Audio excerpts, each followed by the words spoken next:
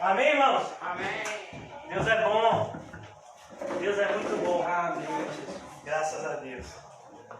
Vamos abrir as nossas Bíblias na segunda parte de carta que Paulo escreveu aos Coríntios. Foi onde nós paramos ontem.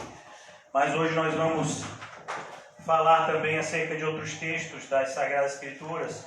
O título da nossa mensagem, a semelhança, seguindo aquilo que dissemos ontem. Ontem nós falamos acerca de uma igreja triunfante e hoje nós vamos falar acerca de um evangelho triunfante.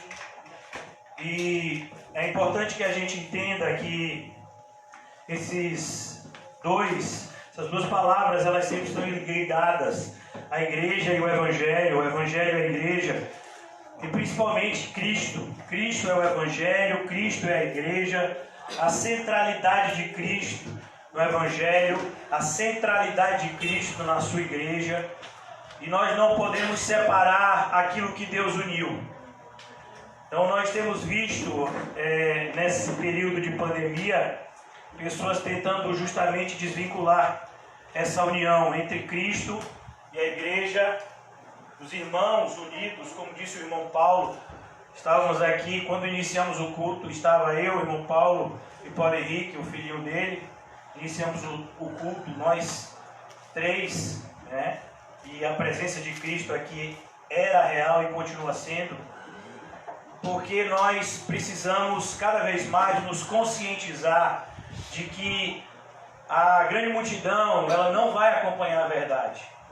Agora, por exemplo, né? O nosso culto, nós estamos iniciando o momento da palavra, nós somos 6, 7, 8 pessoas, das quais 2 são crianças. Então essa é a realidade. Essa é a realidade da igreja. A grande maioria das pessoas prefere, e me perdoe a honestidade, se faz necessário, eu sou o pastor dessa congregação e daqueles que nos ouvem, me perdoe a honestidade, né? Muitas pessoas preferem acompanhar o culto no conforto dos seus lares, sem colocar, né, a sua saúde em risco, sem colocar, né, sem trazer nenhum tipo de perseguição. Você vai sair de casa para ir para a igreja, mesmo com esse surto aí, você é maluco, né? Então muitas pessoas preferem se esconder, né, atrás de um cristianismo equilibrado, que nunca existiu, diga-se de passagem. Eu sempre faço questão de me lembrar disso. Eu disse aos irmãos, na primeira vez que eu voltei a pregar, quarta-feira, como terça-feira, quando o irmão José pregou aqui, há uma semana atrás, eu estava acompanhando o culto, e eu não estava aqui presente, porque ainda estava no período de quarentena, né? Todos vocês sabem que eu tive o Covid. Eu estou aqui pregando desde quarta-feira, sem estar em 100% das minhas condições. Talvez eu não esteja nem 50% das minhas condições físicas, né? A minha pneumonia ainda é algo assim muito forte, sensível para mim. Mas quando há uma semana atrás eu vi o irmão José pregando, logo depois eu até falei com ele, eu disse para ele, logo depois da pregação, diante daquilo que ele expôs para a gente a semana passada, eu fui impulsionado pelo Espírito a assistir novamente o Espelho dos Mártires. Esse documentário tão lindo, né? Que pode ser acessível por qualquer um. E às vezes a gente vê vídeos de pastores que pregam heresia, 1 milhão de acessos, 2 milhões de acessos. E você pega um vídeo desse tão edificante e tem tão poucos acessos, né? Porque as pessoas não querem ver essa verdade. A igreja sempre foi perseguida. A igreja sempre foi maltratada. Essas epidemias que hoje nós temos, a pandemia do Covid, do coronavírus, como você quer chamá-lo, epidemias como essa aconteceram no passado, em várias localidades, e a igreja nunca deixou de se posicionar como igreja. Nunca foi, né, para um cristão cogitado a possibilidade de ser um cristão virtual. Se as pessoas pudessem ser cristãos virtuais, perdão pelo português, cristãos virtuais, não existiriam tantos mártires na história da igreja. Se as pessoas pudessem, né, dizer, não, eu sou cristão assim, mas eu não sou como aqueles ali maluco ali, que bota a sua máscara, limpa a sua mão em álcool em gel e sai. Eu fico no meu canto, porque eu tive esse direcionamento de Deus. Quando uma pessoa vem para mim, irmãos, e diz que teve o direcionamento de Deus, de ficar trancado dentro de casa, aí meu irmão, aí a gente precisa levar o tom. Porque quando se coloca o nome de Deus para desculpar pecado, aí a gente tem que levar o tom. Me perdoe, eu sou e continuo sendo o mesmo pastor diante do Covid. A gente tem que levar o tom. Se você diz eu não consigo sair, é minha fraqueza, eu estou lutando contra ela, eu estou aqui para lhe ajudar e dizer, vamos orar por você, para que você consiga vencer as suas limitações, como nós todos estamos aqui tentando vencer as nossas. Mas quando você usa Deus para justificar o pecado de covardia, que é algo bem claro na Bíblia, e diz lá, os covardes não herdarão o reino dos céus, aí a gente tem que elevar o tom. Aí a gente tem que dizer a verdade. Vocês não são crentes, vocês não são cristãos. Quem sabe você possa ser hoje. Você possa se arrepender, você que está assistindo esse vídeo, com esse espírito de covardia dominando o seu coração. Quem sabe você possa acordar desse sono e dizer, de fato eu não era cristão até hoje, mas diante de tudo isso que eu ouvi, eu vou mudar o meu comportamento. Então, quando eu olho e abro a Bíblia aqui em 2 Coríntios capítulo 12, nós paramos ontem no versículo de número 14 e 15, eu vou fazer a leitura deles dois, e nós vamos então partir em direção a uma viagem, a conhecer cada vez mais esse evangelho triunfante. O apóstolo Paulo, ele dá graças a Deus. Sabe por que ele dá graças a Deus? Porque ele quase morreu. Mas Paulo, você está dando graças a Deus porque você quase morreu? Tô, porque foi nessa experiência de quase ter morrido que eu me lembrei, que eu descobri, que eu pude de fato vivenciar que o meu Deus, ele ressuscita mortos. O seu Deus é assim? Ou o seu Deus não é capaz de salvar ninguém? Nem de proteger nada? Nem a sua própria igreja? Vocês estão diante de uma pessoa que podia estar morto, irmão. O irmão Paulo enterrou ontem o cunhado dele, que morreu de Covid. A médica que me deu alta, ela disse, olha, há 3 dias atrás, quando você entrou aqui, 70% do seu pulmão estava comprometido. A probabilidade que você tinha de morrer era muito grande. Ela disse isso para mim com essas palavras. Ou você melhorava, ou você morria de vez. Foi isso que eu vi. Já entrei no hospital, já esperando uma vaga na UTI para ser entubado. Isso não aconteceu. E fazem menos de 14 dias. Né? Um pouco mais de 14 dias. Estou aqui já pregando. Há alguns dias, desde quarta-feira, porque o nosso irmão José foi diagnosticado com Covid. Graças a Deus, ele e o irmão Quinho, que foram diagnosticados com Covid, eles estão separados, não sei como é que é, isolamento, né? Mas eles são assintomáticos. Os dois foram domingo, a gente foi lá, né? Eu levei o irmão Quinho até o irmão José, eles foram na UPA, a gente acompanhou direitinho. O médico viu, examinou eles, disseram que eles são assintomáticos, de fato eles não estão apresentando sintoma algum, mas estão em isolamento até poder voltar ao convívio, porque eles não querem, como cristãos que são, passar o vírus para ninguém.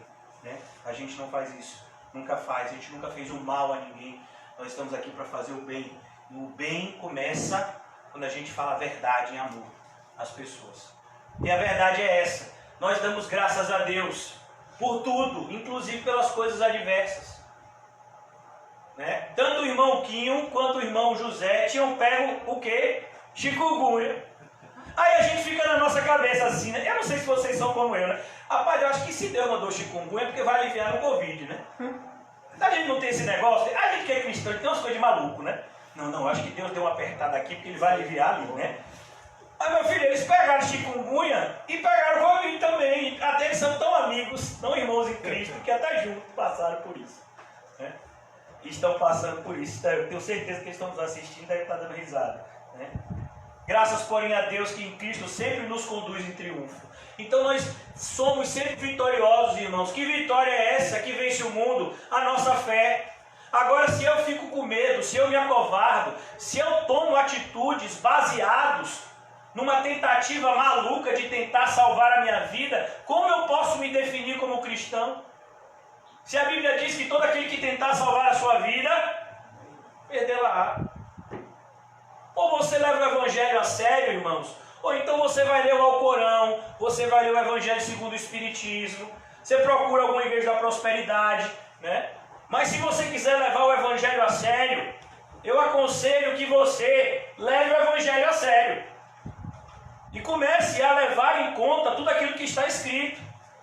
Porque aquilo que está escrito, como a gente vai ver aqui, é tanto para salvação quanto para condenação. O Evangelho, irmãos, é uma promessa de salvação, mas não para todos. O Evangelho é uma promessa de salvação para os que creem. E a fé é algo que é externalizado por meio de obras. Porque a fé sem obras é morta. Então, eu nem ia falar sobre isso. Me perdoem a honestidade, mas eu vou falar. Eu sempre sou assim, vocês me conhecem, né? Os poucos que estão aqui. Então hoje, por exemplo, a irmã Marcinha ficou doente. Eu creio que a maioria das mulheres souberam. Estava no grupo. Rita soube? Não. Rita estava o dia todo trabalhando, né? A bichinha. Da última vez que Marcinha ficou doente, quem ficou com os filhos de Marcinha foi Rita, né? Hoje ela não pôde, porque ela estava trabalhando. E quem ficou foi a gente, né? Eles foram lá para casa, ficaram com a gente. E a minha esposa e eu levamos ela até aqui a UPA. Ela foi atendida. Eu estava conversando sobre isso com o Paulinho, não foi? A gente, graças a Deus, não foi diagnosticado com Covid, nem com pneumonia, mas com uma sinusite um pouco mais grave. E aí ela teve que tomar antibióticos e tem que tomar corticoide. O médico passou a receita, ela fez raio-x, tudo direitinho, graças a Deus. E já providenciamos o remédio, ela está bem em casa, deve estar assistindo o culto lá dos pequeninos, das minhas pequeninas e dos pequeninos dela. Mas uma das coisas que me impacta às vezes é que a pessoa chega e diz assim: ah, como é que está fulana? Meu filho, se você quer saber como é que está fulana, por que você não vai se preocupar em ajudar fulana? Ó, se precisar de alguma coisa de você que está escondido embaixo do colchão, com medo de pegar o Covid, você que está com medo de vir para a igreja, você teria coragem de ir para uma UPA, que é o lugar onde você tem a maior chance de contrair o Covid. E essa UPA que a gente levou é a UPA daqui dos Barris, que de frente tem uma unidade que é específica para o Covid, chamada de linha vermelha, imagine. Então, como é que está ela? Se precisar de alguma coisa, se precisar, você vai fazer o quê? Você que está escondido debaixo da cama. Então tem que parar com essa hipocrisia, irmão. Ou é crente, ou é crente. Igreja é lugar da hipocrisia ficar do lado de fora. Eu disse para vocês, logo quando eu me recuperei, na primeira vez que eu tive a oportunidade de pregar, quarta-feira passada, eu disse a vocês que a certeza de salvação é uma coisa que a gente precisa. Foi algo que me ajudou, foi algo que no começo eu senti falta, mas que me ajudou à medida que eu buscava a face de Deus naquele hospital internado durante 3 dias, sem contato nenhum com os meus familiares. Quem estava lá comigo era Deus. Eu sei que muitos irmãos estavam orando, muitos irmãos estavam juntos comigo em oração, mas lá dentro eu estava sozinho. E eu precisava da certeza de salvação, porque para mim, eu cheguei bem perto da morte. E todos que estão me ouvindo aqui hoje vão chegar num momento desse. Pode ser que você tenha 90 anos, pode ser que você chegue até os 100 anos, mas um dia, alguém vai fazer o seu enterro. E no momento que a pessoa fizer o seu enterro, a sua alma já estará em algum lugar. É isso que Paulo está dizendo aqui. Por meio de nós. Se não é a gente que fala a verdade, quem é que vai falar, Calmon? Rita, Edeval, Daniel. Se não for a gente que fala a verdade, quem é que vai falar? Se não formos nós que vamos chegar para essas pessoas, irmão, leve sua alma a sério, irmão. A única certeza da vida é a morte. Isso inclusive para os ímpios, os ateus. Independentemente do credo da pessoa, a pessoa já nasce sabendo que tem um tempo específico de vida. Você pode até começar com ateu. Ele vai dizer, o ciclo natural do ser humano, mesmo os evolucionistas que não acreditam na Bíblia, é nascer, crescer, se multiplicar e o que mais? Morrer. E aí você como cristão, que já aprendeu sobre vida e morte, já aprendeu sobre a eternidade da alma, já aprendeu sobre céu e inferno, vai ficar brincando de ser crente? É por isso que Paulo diz, ele sempre nos conduz em triunfo. Quem somos nós que somos conduzidos em triunfo? Nós que estamos em Cristo. Tem um grupo que está na igreja, irmãos, que infelizmente não está em Cristo. Está na igreja, mas não está em Cristo. Pastor, como é que a gente sabe que a gente está em Cristo? José falou para a gente, falou muito para a gente durante esses últimos dias. O Sermão do Monte está lá. São as características de um cristão. Pobre espírito, misericordioso, perseguido. E tantas outras características que ele disse para a gente, não foi? Recentemente ele fez uma exposição também sobre o fruto do Espírito. Ali a característica de um cristão. Você tem aquilo? Amor, paz, alegria, bondade, benignidade, longanimidade, mansidão, fé, domínio próprio. Como é? É assim que a gente sabe se a gente é cristão ou não. Então, ele sempre nos conduz em triunfo por meio de Cristo. E por meio de nós que estamos em Cristo, manifestamos em todo lugar a fragrância do quê? Do seu conhecimento. Mas o conhecimento, que conhecimento é esse que Paulo se refere? É justamente o nosso tema da noite de hoje, é o Evangelho. E o Evangelho, irmãos, mais uma vez eu quero repetir isso para ficar bem claro e para que de fato nós possamos refletir, a começar de mim, nós possamos refletir seriamente acerca da nossa salvação. A fragrância do seu conhecimento. Que conhecimento é esse? E eu gostaria de dar uma parada aqui e convidar vocês a abrirem comigo na primeira carta que Paulo escreveu aos Coríntios. Porque eu já falei para vocês como essa primeira carta aos Coríntios e essa segunda carta que nós estamos estudando, elas estão interligadas de maneira muito íntima. Há um intervalo muito curto, de cerca de 6 meses a 1 ano entre uma carta e outra. Né? Há uma história que liga essa primeira e essa segunda carta.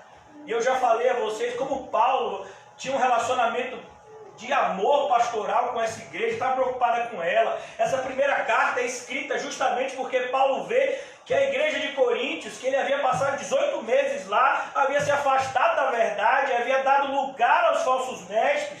Talvez esse seja o caso de alguns irmãos, hoje, nossos. E o apóstolo Paulo então escreve essa primeira carta, conhecida como uma carta muito severa.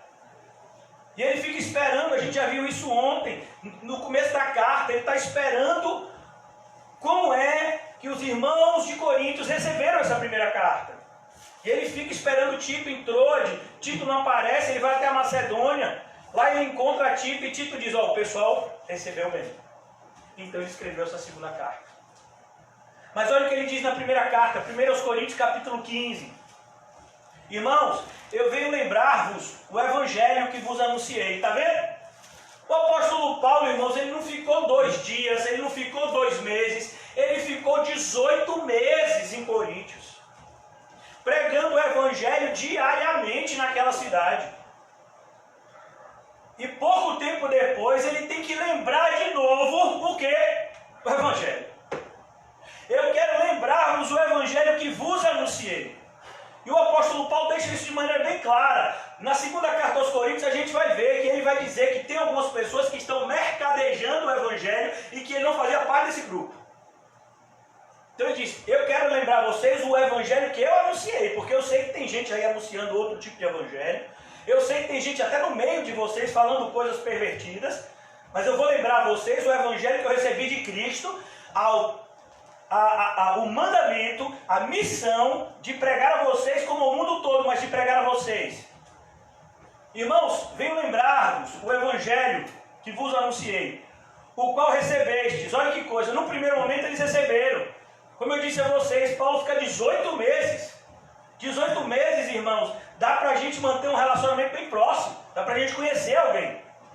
Paulo fez amizades profundas, o qual recebestes e no qual ainda perseverais. Olha a esperança de Paulo. Eu quero acreditar que vocês estão perseverando nesse evangelho, irmãos. Eu quero acreditar nisso. E aqui ele vai dar um alerta muito severo. Por ele também sois salvos. Nós somos salvos por meio do quê? Da fé no evangelho. O evangelho é o poder de Deus para a salvação de todo aquele que nele crê. Primeiro do judeu e depois do grego. Está lá em Romanos capítulo 1. O próprio Senhor Jesus diz, né? Conhecereis a verdade e a verdade vos libertará. Que verdade é essa? O evangelho. A palavra evangelho vem justamente de uma expressão que significa boas notícias. Que notícias? Paulo vai dizer aqui. Jesus morrendo pelos nossos pecados. Por ele também sois salvos. Olha que coisa. Por ele também sois salvos. Se é o que, irmãos? É uma condicionante. Imagina. É como, por exemplo, vamos imaginar, né? Que a minha irmã Rita diga, olha, amanhã eu vou dar de café da manhã. Larissa. Amanhã eu vou dar de café de manhã para Larissa um misto quente com chocolate quente, um Nescau delicioso, se você se comportar, viu, Larissa? Se você dormir direitinho na hora certa. Há uma condicionante. O irmão Paulo disse que vai dar um presente para o Paulo Henrique se Paulo Henrique se comportar. Ó, tá vendo aí? Ó, já deu uma olhada aí. Se. Então aqui é uma condicionante, irmãos. Perceba, quando a gente coloca essa palavra se, a gente está dizendo, ó, pode acontecer ou não, vai depender. Então ele diz, se retiverdes. A palavra reter significa, irmãos, segurar fortemente. Você já viu como uma mãe segura um filho recém-nascido? Quem aqui já viu um pai segurando um filho recém-nascido? Parece um Robocop, né? Todo duro, né? A gente, né, que não tem muita experiência, né? Então a ideia de reter é segurar com força. Se vocês retiverem a palavra, tal como vou preguei, Paulo está dizendo, está lembrando para eles, ó, cuidado, porque se vocês não levarem o evangelho a sério, o evangelho não salva vocês. A menos que tenha escrito em vão. Olha que assustador, irmãos. Meu Deus, tem esse risco? Tem, pá. O próprio Jesus disse, muitos me dirão naquele dia, Senhor, Senhor. E ele vai dizer o quê? Não conheço vocês. Está escrito, irmão. Tem gente que ainda fica assustado. Tem escrito em vão. Quer dizer que uma pessoa pode crer em vão? Pode. A falsa fé. A falsa experiência de salvação. É o que mais o diabo tem propagado no meio hoje em dia da cristandade. Pessoas que têm relacionamentos emocionais. Ah, eu fui para a igreja e aí quando tocou aquele louvor eu me arrepiei todo. Ah não, o pregador falou de uma experiência que ele teve no passado e eu me identifiquei. Meu filho, deixa eu lhe dizer uma coisa, você não tem que se identificar comigo não. A gente tem que se identificar com Cristo. Glória a Deus. Independentemente da minha experiência. Uma vez uma senhora veio até mim e disse, eu acho que meu filho vai gostar de vir aqui nessa igreja porque meu filho é malhado igual o senhor. Imagina. E agora não, né? Que eu ganhei uns 10 quilos depois aí dessa pneumonia com os corticoides. Mas quando eu tava mais fortinho, eu tava até nas academias, cara. Aí a senhora veio até mim, eu acho que meu filho vai gostar dessa igreja, porque o senhor assim meio malhado, né? Aí eu acho que ele vai se identificar com isso. Imagine uma pessoa vir para a igreja porque o pastor é malhado. Você já pensou nisso? Que loucura! É igual a pessoa dizer, rapaz, eu estou para a igreja por causa do cabelo de Edeval. Eu, o cabelo bonito assim, eu vou chegar bem pertinho dele e ver qual é o mistério dele de ter esse cabelo tão bonito. Não, meu filho, a gente está aqui por causa de quem? De Cristo. Glória a Deus. Quem é que nos segura aqui, irmão? É Cristo.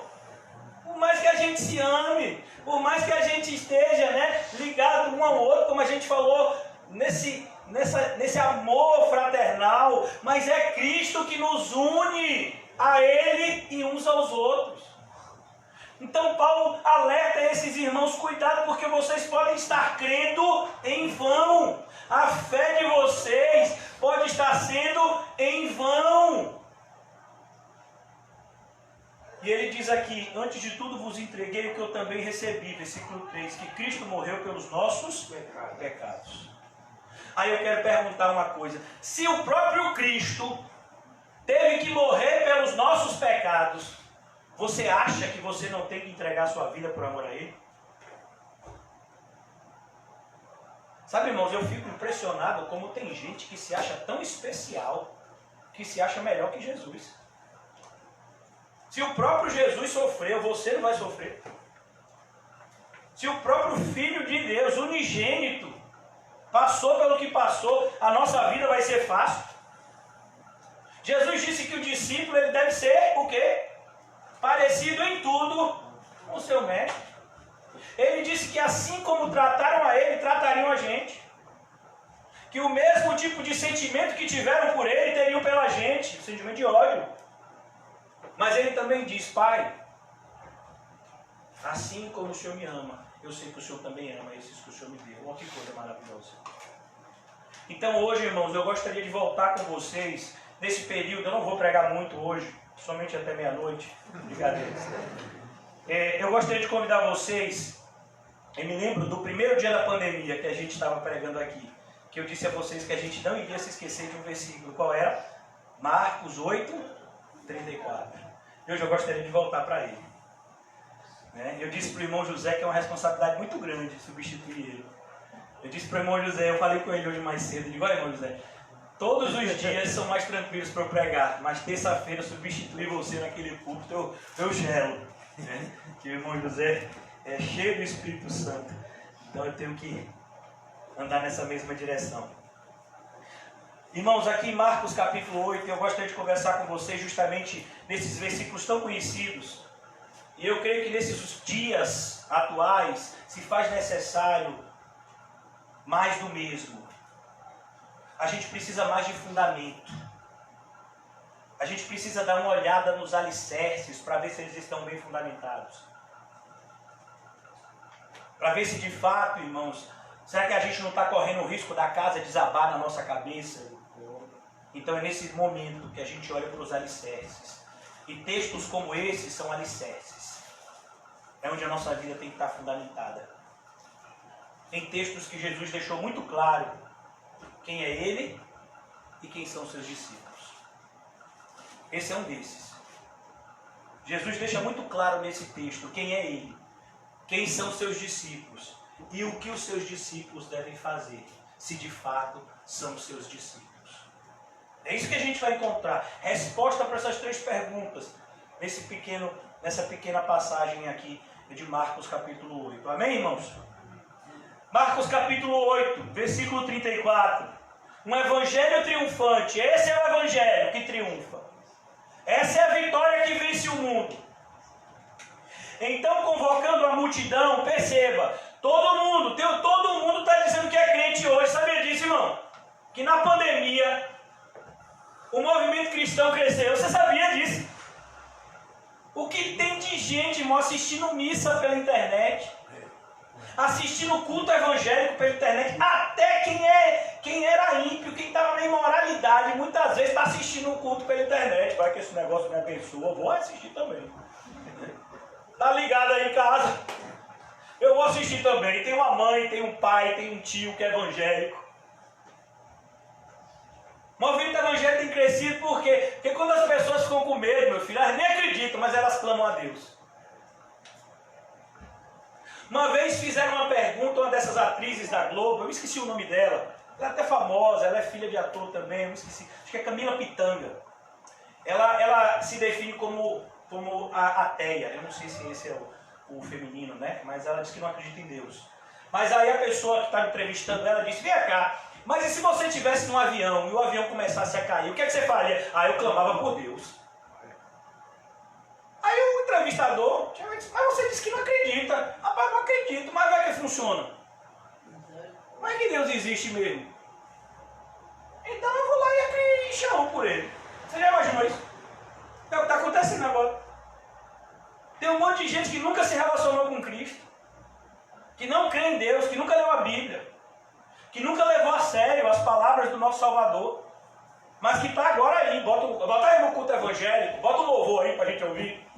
O irmão Paulo está lá ensaiando e a pessoa está lá na varanda. Antes a pessoa mandava ele baixar a caixa de som. Agora a pessoa fica, não, Paulinho, canta mais uma. Misericórdia. Por quê? Como é que esse negócio funciona, né? A gente não é assim não, irmãos. Eu sei quem eu tenho crido. Eu não estou atirando para tudo quanto é lado. Eu sei quem me salvou. Eu sei com quem eu ando. Eu sei quem é o meu pastor. Eu sei o que ele fez por mim. E eu sei o que ele quer que eu faça por ele. Somos nós que somos cristãos. É isso que Jesus está dizendo. Então, convocando a multidão é esse grupo que está aí. Rapaz, vai que esse negócio funciona, eu vou junto. É a multidão. Ele faz milagre, ele curou fulano, ele fez isso com Beltrano. Eu vou lá também, vai que ele faz um milagre em mim também. E convocando a multidão e juntamente os seus discípulos, ó como é separado.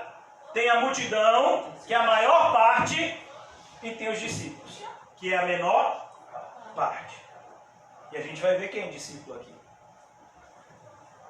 E disse-lhes, se alguém quer vir após mim, a ideia aqui, irmãos, se alguém quiser vir após mim, a ideia é se alguém quer ser meu discípulo. Ser mestre de alguém significava segui-lo. Hoje em dia, quando a gente quer aprender alguma coisa, a gente se inscreve na escola. Foi assim com Paulo Henrique, né? Foi assim com Larissa. A mamãe de Larissa, ou não sei se foi tia Rita, no começo do ano vai até a secretaria e escreve lá na escola, né? Diz, ela está em tal ano, mostra que de fato ela está em tal ano, né? E ele vai e entra na escola. E ele vai ter lá professores, ela tem professores, ele tem professores que vão ensinar algumas coisas, são os mestres. Na época de Jesus era diferente. Na época de Jesus tinha os rabinos, que eram também chamados de mestres. E os discípulos, ou os aprendizes, os alunos, eles seguiam o mestre porque o ministério normalmente era algo itinerante. Existiam os rabinos itinerantes, como era o caso de Jesus, que pregavam de cidade em cidade, e os seus discípulos iam seguindo ele de cidade em cidade, aprendendo cada ensino que ele deixava. Então, quando Jesus diz assim, se alguém quer vir após mim, entenda, se algum de vocês de fato quer se tornar o meu discípulo. Vir após Jesus significa declarar-se discípulo dele. Tanto que depois ele vai dizer aqui, tome a sua cruz e siga-me. Parece às vezes redundante, mas ele não disse se alguém quiser seguir após mim, e aqui ele está dizendo siga-me, ele está falando a mesma coisa? Não, ele não está falando a mesma coisa. Nesse primeiro momento que ele diz, se alguém quer vir após mim, ele olha para aquela multidão, ele olha para os discípulos e diz, multidão, tem algum de vocês que quer ser meu discípulo? Discípulos, vocês têm certeza que vocês querem ser meus discípulos? Como lá em João capítulo 6 ele diz, vocês também não querem ir embora? Tem certeza que vocês querem me seguir? Ficaram quantos, Paulinho? 12. Então aqui Jesus disse, se alguém quer vir após mim, a si mesmo se negue. Já começa aí, irmão. A si mesmo se negue. Eu tenho medo de contrair o coronavírus. Eu tenho medo disso. Eu tenho medo daquilo. Eu tenho medo daquilo. Negue isso. Você tem que se negar. Você não pode fazer mais a sua vontade. A sua vontade tem que ser combatida e não satisfeita. A gente já aprendeu que a vontade da carne milita contra a vontade do Espírito. E a gente já aprendeu que quem planta na carne colherá corrupção. Quem planta no Espírito colherá vida eterna. Se alguém quer vir após mim, a si mesmo se negue. Olha que coisa difícil, irmão, se negue. Você acha que foi fácil para Zaqueu, um homem riquíssimo, pegar metade da sua fortuna e dar aos pobres? Mas o mais difícil para Zaqueu, irmãos, tenha certeza absoluta, não foi pegar metade do que ele tinha que dar aos pobres, mas foi de porta em porta bater, restituindo 4 vezes mais que eu defraudei. Você já imaginou? O chefe dos publicanos de Jericó, batendo na porta e dizendo, tome aqui um dinheiro. A pessoa dizendo, o que é, Zaqueu, que você está me dando dinheiro agora? Que cilada é essa, Zaqueu? Que armação é essa? Por que você está me dando esse dinheiro? Porque eu cobrei a mais. E pode contar aí. Eu cobrei a mais, vamos imaginar, né? Eu cobrei a mais 100 e aí tem 400. Porque eu fiz um compromisso com Deus, que eu restituiria 4 vezes mais todo aquele que eu defraudei. Ah, bem que eu sabia que você era um ladrão sem vergonha, viu, Zaqueu? Você acha que Zaqueu ouviu muitos obrigados? Ou ele ouviu um monte de gente botando o dedo na cara dele e dizendo, eu sabia, você nunca me enganou, você é um ladrão mau caráter. Pode entrar, meu irmão, fica à vontade. Alguém pode receber? Obrigado, meu irmão, Deus abençoe. Então, irmãos, a gente tem que pensar, negar a si mesmo é isso. Apresentar ao mundo o pior da gente. Você já viu? Quando você vai tirar uma foto, você escolhe o seu lado pior? Você já viu? Toda vez que alguém vai tirar uma foto, você diz, ó, gente, tira de cima para baixo, não sei o que a pessoa já sabe, né? Qual é o lado que ele é mais fotogênico. Então, Jesus está dizendo aqui, negue-se a si mesmo. É o que o apóstolo Paulo fez. Fiel a esta palavra e digna de toda aceitação. Jesus Cristo veio ao mundo e ele vem para salvar pecadores. Eu sou o maior de todos. Paulo?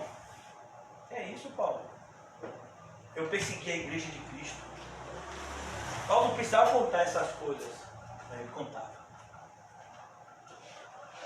Negue-se a si mesmo. É isso que as pessoas não querem fazer hoje, irmão Paulo. As pessoas querem crer em Cristo e ao mesmo tempo viverem as suas vidas como viviam antes. Não dá. Não dá para a gente seguir em 2 direções ao mesmo tempo. Não dá para servir a 2 senhores. Se alguém quer vir após mim, negue-se a si mesmo. E aí Jesus diz aqui, tome a sua... Sabe o que eu acho interessante? É porque nesse momento, irmãos, está todo mundo com medo de morrer. Mas Jesus disse que a gente tem que morrer. A ideia de tome a sua cruz é... Quem já ouviu falar na cadeira elétrica? Cadeira elétrica foi um método utilizado nos Estados Unidos, que até hoje tem pena de morte, mas nos estados, lá nos Estados Unidos, isso é uma questão, né, estadual. Existem alguns estados, né, nos Estados Unidos que tem pena de morte. Eu acho que hoje em dia eles fazem por injeção letal. Né? A pessoa fica numa cama e recebe lá um tipo de medicamento que ela simplesmente morre. Né? E até hoje existe isso em alguns estados dos Estados Unidos. Mas todos vocês estão familiarizados com esse termo cadeira elétrica, né? É de filmes hollywoodianos.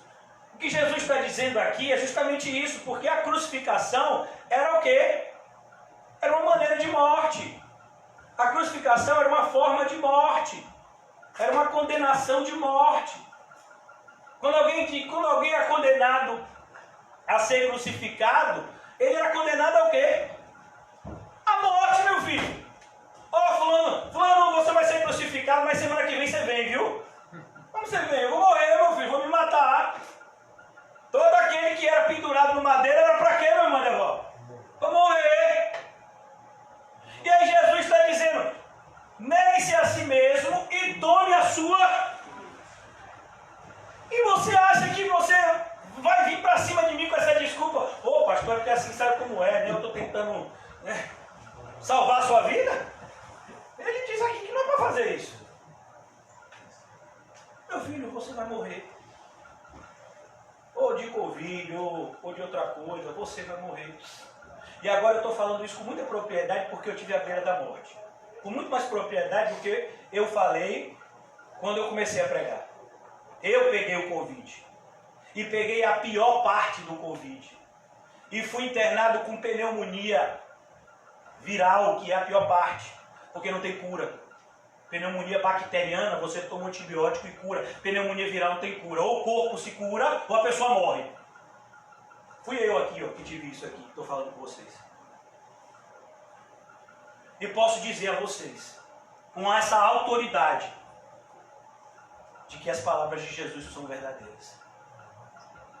Se você tentar salvar a sua vida, você vai perdê-la. Então ele diz: tome a sua cruz e siga-me. Siga-me. Aonde foi que a vida de Jesus terminou? Alguém pode me dizer? No monte. Conhecido como Monte da Caveira. A gente gosta de chamar ele por um nome mais bonito, né? O Calvário. Não, o Calvário é Monte da Caveira no original. Porque lá ficavam cheios de ossos. Aquelas pessoas que eram crucificadas, elas eram tratadas como marginais. Jesus foi uma exceção, pois o próprio Antigo Testamento havia dito isso, que ele seria condenado entre os ladrões, mas enterrado entre os príncipes. O próprio Pilatos se assustou quando José de Arimateia, um homem rico e um homem famoso no Sinédrio, vai pedir o corpo de Jesus para poder enterrar no seu próprio sepulcro, que era um sepulcro, naquela época, os sepulcros eles eram coletivos, mas Jesus é enterrado no sepulcro individual, porque José de Arimateia era um homem muito rico. Então ele vai lá pedir o corpo de Jesus. Por quê? Porque o normal, não sei se vocês já viram um filme chamado Ressurreição, nem cristão é, mas fala acerca de um centurião que se converte, né, buscando respostas para a ressurreição de Cristo. E nesse filme a gente tem uma visão assim do Calvário, assim, bem bíblica. Atrás de onde crucificava existia uma espécie, né, de buracão, onde se jogavam os corpos e botava sal em cima, porque eles passavam, né, por esse estado de decomposição ali mesmo. Por isso o nome Monte da Caveira, porque era cheio de ossadas de gente. Lá que terminou a vida do nosso Senhor. E aí você, como cristão, acha que o quê? Que a sua vida vai terminar onde? Vai ser fácil ser crente? Você vai ser crente sem negar nada? Você vai ser crente tendo o apoio de sua família incrédula? Imagina. Eu fico assustado, irmão, sabe? Como parentes de pessoas daqui da igreja não ajudaram as pessoas quando estavam de Covid. A própria igreja teve que se unir para ajudar. Assustador isso. Falta o amor natural. Não, você está com Covid, não encoste em mim, viu? Mas vem cá, a gente é uma só carne, eu sou seu esposo, você é minha esposa. Nada disso, você pegou o Covid porque quis, quem mandou? É isso, irmão. Assustador. Pessoas que se dizem crentes, sabia disso? Crente em quê? Em quem? Se alguém quer vir após mim, negue-se a si mesmo, tome a sua cruz e siga-me. E Jesus diz aqui no versículo 35, de maneira muito literal e direta: quem quiser, pois, salvar a sua vida, perdê-la. O que tem gente que está perdendo a sua vida agora, não está no gibi. Usando, né, uma adjetivação antiga. Pastor, o senhor é velho, essa não está no gibi, é velho, viu? Pessoas que até disfarçaram durante muito tempo no nosso meio que eram crentes. Pessoas até que a gente conhecia de outras igrejas, que a gente pensava que fosse crente. Mas agora ficou bem claro, a marca que está na testa dessas pessoas é 666. Não tem brincadeira aqui não comigo, viu, meu irmão? Ou você tem a marca de Cristo, ou você tem a marca do anticristo. Pastor, o senhor está dizendo que essas pessoas têm a marca do anticristo? Estou dizendo isso mesmo. Porque o Senhor em Apocalipse diz que essa marca vai surgir na testa e nas mãos. Na mão direita. Testa, maneira de pensar. Mão direita, ação. Todas as vezes que você vê na Bíblia mão, e principalmente a mão direita, fala de modo de agir. Todas as vezes que você vê na expressão a ideia de cabeça, principalmente a ideia de testa, você está falando de quê? Maneira de pensar. E o que a gente tem visto na maioria dos cristãos de hoje é uma maneira de agir e de pensar como o mundo. sua vida agora, irmão? Quem é? O mundo. Os cristãos deviam estar entregando a sua vida por amor a Cristo e ao Evangelho. Pastor, o irmão José e o irmão Quinho estão doentes, você também está doente com pneumonia, você vai ajudar eles? E quem é que vai ajudar?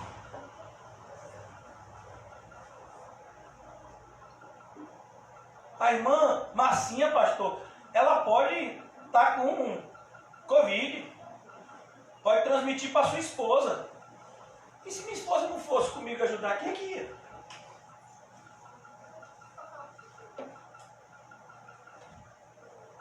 Então, irmãos, a gente tem que entender isso. Parem de querer se enganar, você não é crente coisa nenhuma. Você que está se escondendo aí. Você que está achando que é crente de internet, você não é crente coisa nenhuma. Porque os crentes de verdade estão agora com máscara, com álcool, com luva, com qualquer que seja o que você use, sei lá. Você pode se vestir igual a irmã Rita no trabalho dela, mas sou astronauta. Ele vai vestir trabalho numa clínica. E essa é a farda, né, Rita? Mesmo que ela não quisesse, ela tinha que se vestir desse jeito, tem que usar aquilo tudo. Mas você tem que ajudar quem precisa de ajuda, amém? Agora, se vocês que deveriam estar ajudando uns aos outros estão escondidos, quem é que vai ajudar? Você já imaginou isso? Se a luz que é em nós for em trevas, quão densas trevas serão? Mas a gente vê isso hoje em dia. Está todo mundo tentando salvar a sua vida. Só quem não está tentando salvar a sua vida são os que estão em Cristo. Vocês. Vocês que estão aqui. E alguns poucos que estão nos assistindo pela internet. Quem quiser, pois, salvar a sua vida, perdê-la. Isso é fato. Isso é uma promessa. Por isso que nós lemos ontem, cheiro de vida para alguns, cheiro de morte para outros. Não é só cheiro de vida não, irmão. Evangelho não é só salvação não. Evangelho é salvação e condenação. A gente quando lê, por exemplo, João 3,16, todo aquele que nele crê não pereça, mas tenha a vida eterna. 2 versículos depois diz, mas quem não crê, já está condenado. Então tem salvação e tem condenação. Todo dia que o irmão Paulo vai enterrar pessoas, ele enterra pessoas aqui. Pessoas que a alma está do céu, pessoas que a alma está no inferno. A gente vê só o corpo também. Mas a alma já está em algum lugar. Como está escrito lá em Mateus 16. Você lembra? José sempre fala para a gente do rico e de Lázaro. Então aqui ele diz, quem pois quiser salvar a sua vida, perdê-la. Esse é o evangelho que triunfa. Esse é a vitória, Paulinho, que vence o mundo, a nossa fé. Você tem medo? Eu tenho medo de morrer. Eu tenho. Mas se eu tiver que morrer, tem que ser por amor a Cristo. Se eu tiver que morrer, tem que ser por fazer a coisa certa. E não por tentar salvar a minha vida. Você vai ver, irmãos, que o fato de você tentar salvar a sua vida não garante que ela vai ser salva. Quantas pessoas morrem desesperadamente tentando salvar a sua vida? Poucas pessoas se encontram nesse momento como Estevão.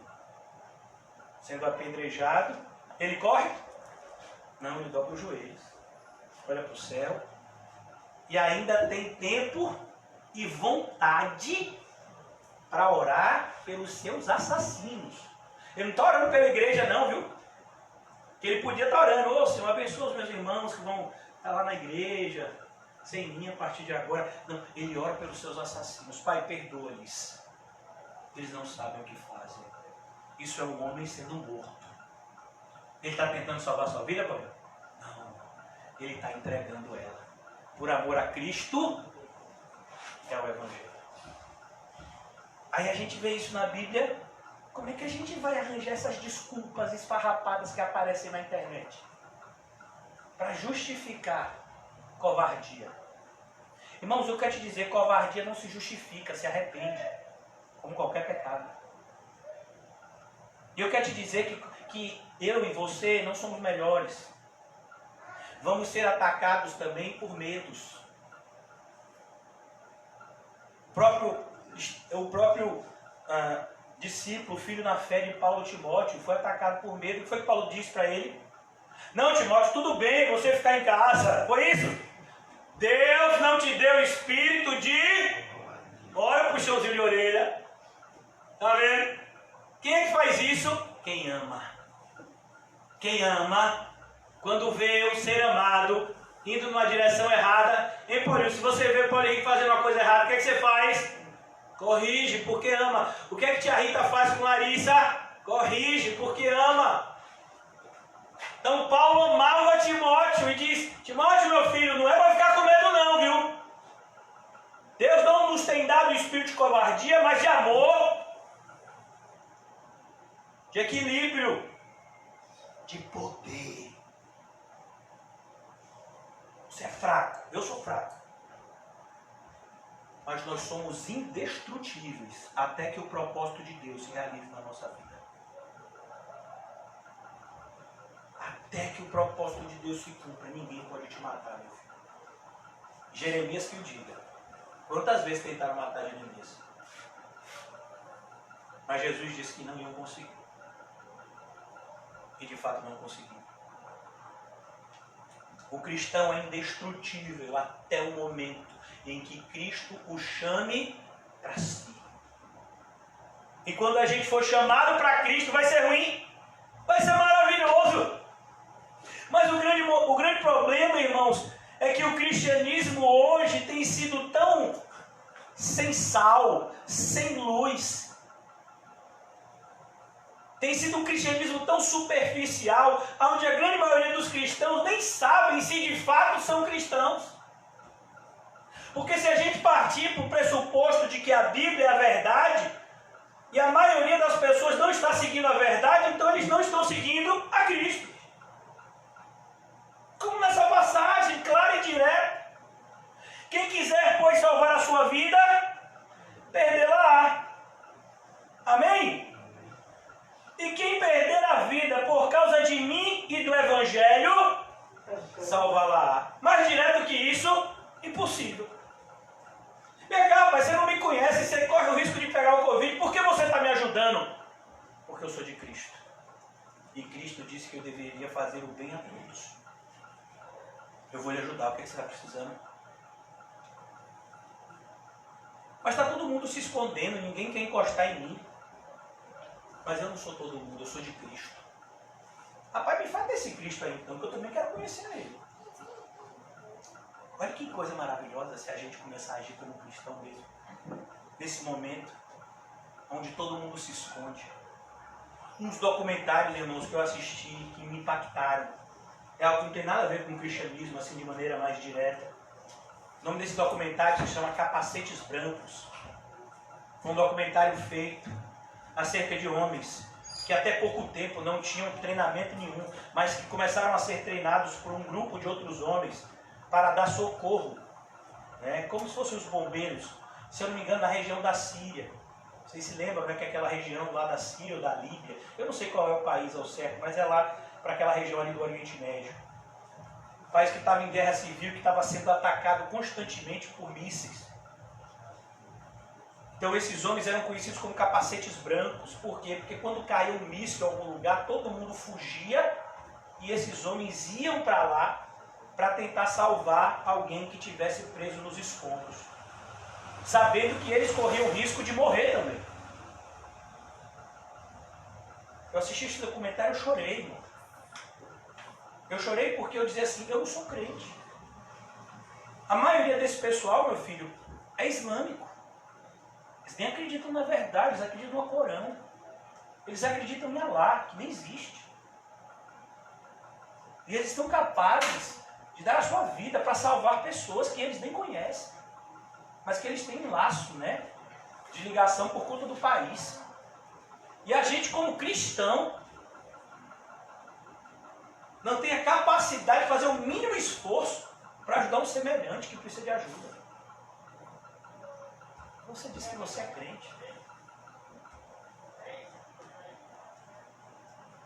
A gente fica envergonhado, irmãos. Eu fico envergonhado, né? Com essa realidade que a gente tem vivido hoje. Fico envergonhado com o posicionamento da igreja evangélica, sabendo que a maioria da igreja evangélica de evangélico não tem nada, a não ser o nome fictício na porta. E aí Jesus vai dizer aqui, já concluindo, me perdoem, eu já vou concluir. Jesus ele faz uma pergunta provocadora, uma pergunta que tem que tirar o seu sono, o meu sono e o sono de todo aquele que ouvir e que ainda não for cristão. Se você é cristão, meu irmão, e se você de fato tem obedecido o que tem escrito aqui, você vai dormir muito bem o sono do justo essa noite, em nome de Jesus. Mas quem não é um cristão de verdade, quem tem vivido uma vida dupla, quem não tem mantido um relacionamento de fato, genuíno com Cristo, tem que ouvir essa pergunta aqui e tem que ficar com os cabelos tudo arrupiado mesmo. Porque a pergunta que Jesus vai dizer aqui é para tirar o sono de qualquer milionário, de qualquer cantor famoso, de qualquer um que queira viver a vida do seu jeito. Que dirá das pessoas normais? O que aproveita o homem ganhar o mundo inteiro e perder a sua alma? Me responda essa pergunta, vá. O que aproveita Bill Gates? Você ganhou o mundo inteiro, Bill Gates. Você se tornou um dos homens mais ricos do mundo. Ele desenvolveu esses programas aí famosos. O que adianta, Neymar? Você tem o maior contrato da história. O que adianta, Cristiano Ronaldo, você ter aí as suas Lamborghinis que você faz coleção? O que adianta, presidente, você ter sido eleito presidente do Brasil? O que adianta, governador, prefeito? O que adianta? Para essas modelos aí que ganham pequenas fortunas, expõem seus corpos, o que adianta? Daqui a pouco esses corpos vão estar em estado de putrefação embaixo da terra. Eu faço essa pergunta, irmãos, a todos vocês que me ouvem. O que aproveita o homem ganhar o mundo inteiro e perder a sua alma? Me diga que vai adiantar. E se você quiser uma resposta, se você quiser algo mais visível ainda, para essa pergunta, há um princípio nessa pergunta, o mesmo princípio que está lá em Lucas 16, quando Jesus narra a morte de um homem riquíssimo, de um homem rico, que vivia a vida regaladamente, todos os dias banqueteava-se com seus amigos. Esse homem morre e ele acorda onde? No inferno, em trevas. Desejando, irmãos, isso é assustador, desejando um pingo d'água. Que Lázaro molhe o seu dedo. Não, agora não. Agora para você é só tormenta. Do que adianta, irmãos, tentar salvar a sua vida e naquele grande dia acordar no inferno? Porque você acha que, como pastor, eu falo coisas tão duras, porque eu não desejo que isso aconteça com vocês. Mas infelizmente eu sei que a grande maioria ouve as pregações e ainda fica com raiva da gente que está falando a verdade. O sentimento que muitas vezes a gente tem, vocês eu creio que tem esse sentimento também, que divide a verdade com outros. Parece que a gente se tornou inimigo das pessoas por falar o quê? A verdade. Agora imagine, o que aproveita o homem ganhar o mundo inteiro e perder a sua alma? Jesus então vai responder essa pergunta, e ele responde de maneira muito dura, porque qualquer que nesta geração adúltera e pecadora não mudou, viu, a realidade, viu? A geração é a geração de Adão e Eva. Continua a mesma. Nós fazemos parte da mesma geração que Jesus se refere. Filhos de Adão. Por natureza, filhos da ira. Nascemos já em pecado. O próprio salmista diz: em pecado me concebeu minha mãe. Nascemos todos destituídos da glória de Deus, com uma necessidade de sermos justificados gratuitamente por sua graça, como fala Romanos capítulo 3. Essa geração adúltera e pecadora é a mesma que a gente faz parte. Jesus falou isso há 2000 anos atrás, é a mesma geração. E ele diz: porque qualquer que nesta geração adúltera e pecadora se envergonhar de mim, se envergonhar de mim. O que tem de crente se envergonhando de Jesus? Jesus disse que é para a gente morrer por amor a ele, o evangelho, é ou não é? Mas varão, mas não vale no Covid. No Covid é 2 altos. Quem já ouviu falar em 2 altos? Né? Quando eu era pequeno, tinha aquela brincadeira de pega-pega. Aí quando você estava muito cansado, você dizia 2 altos. Significa o quê? Que a pessoa não podia te pegar. Né? Olha, graças a Deus, a rua está liberta. Mas na nossa época a gente tinha, graças a Deus. Você estava cansado, quando a pessoa estava quase te pegando, 2 altos. Não valeu! Aí começou aquela discussão, né? Pois é, tem gente que acha que no Covid é 2 altos. Não, assim, Jesus está dizendo em morrer, tem que entregar a vida aqui por amor a Ele, que o Evangelho tem que estar em primeiro lugar, Cristo em primeiro lugar. Mas no Covid, 2 altos. Eu estou de 2 altos, viu? Eu sou crente, mas eu estou de 2 altos. Quando passar o Covid eu volto, viu? Eu sou crente, rapaz. Estou lendo a Bíblia, estou lendo um monte de evangelho, de livro reformado, acredito nas 5 solas, acredito nas doutrinas da graça, sou calvinista. Meu filho, provavelmente talvez você encontre Calvino no inferno, viu? Então eu sou isso, sou aquilo. Mas no Covid, na pandemia, eu estou de quê? Eu estou de 2 altos. Eu sou crente, mas nessa pandemia eu estou de 2 altos. Amém ou não? Amém o quê, meu filho? Quem disse que tem 2 altos? Satanás vive ao derredor. Olha você dizendo para Satanás 2 altos. E ele passando como um triturador por cima de você e da sua pouca fé. Não, irmãos. Jesus diz aqui no versículo 37, o que daria um homem em troca da sua alma? Você já imaginou o seu último dia? Eu estou falando do último dia, irmãos, não é o último dia aquele momento que você ainda está aqui na terra, não. O último dia é o momento em que você sair da terra. E aí você se deparar com a verdade. Você viveu uma vida inútil. Você viveu uma vida centrada em si mesmo. E não centrada em Cristo. Tudo aquilo que você fez perde valor. No momento em que você fecha os seus olhos. O próprio Salomão, o homem mais rico do mundo, aproveitou todos os prazeres. Ele disse: olha, eu aproveitei de tudo que você imaginar. E nada tem valor. Tudo é vaidade. Aí o apóstolo Paulo chega em 1 de Coríntios, capítulo 15, e diz: mas no Senhor, o nosso esforço não é em vão. O próprio Senhor Jesus, no capítulo 15, se eu não me engano, do Evangelho de João, ele diz: eu escolhi vocês para que deem frutos, frutos que permanecerão por toda a eternidade. Já imaginou? Uma das cenas impactantes do filme de Paulo, Apóstolo de Cristo, é justamente o momento da morte de Paulo, que não mostra, né? Assim, o diretor foi bem feliz no filme. Não mostra a cena da decapitação, assim, mas mostra o momento de Paulo, né? Botando o pescoço no lugar. E logo depois o apóstolo Paulo se encontrando com pessoas no céu. Que coisa linda, né? Isso é Bíblia. Mas infelizmente, irmãos, essa não é a realidade da maioria da igreja. A maioria da igreja está tentando salvar a sua vida agora. Vocês sabem disso. Eu não estou nem falando da nossa congregação, porque a nossa congregação sempre foi pequena, mesmo antes da pandemia. Somos um grupo bem pequeno.